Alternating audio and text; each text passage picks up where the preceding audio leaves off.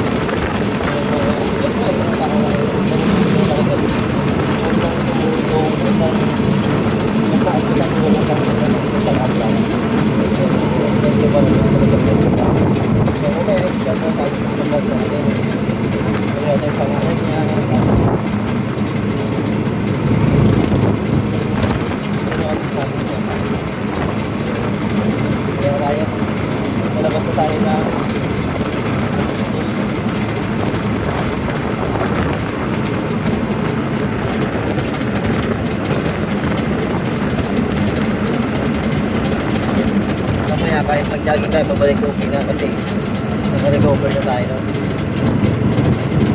Mahirap lang yung pagpunta kasi meron tayong bitbit.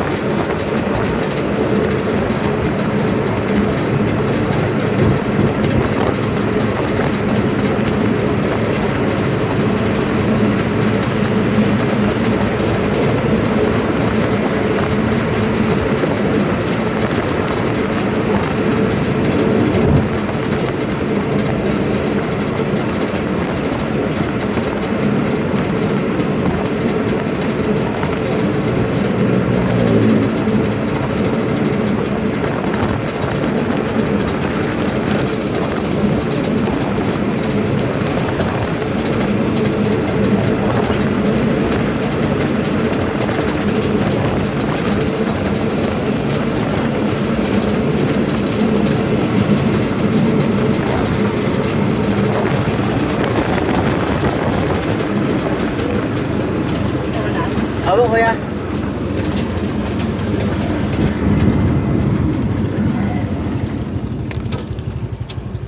Yeah. Ayun sana.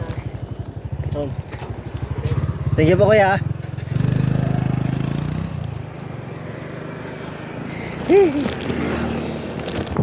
Guys. Halos mga matay-matay ng bitangan natin sa ayun ang lakad natin.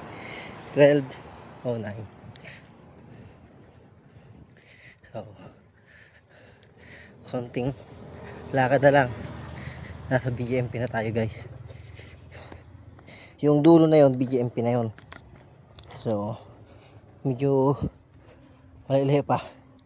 Konting tiyaga-tiyaga pa. Salamat kay Kuya. Hindi ko natanong yung pangalan niya pero shoutout sa iyo kung sino ka man.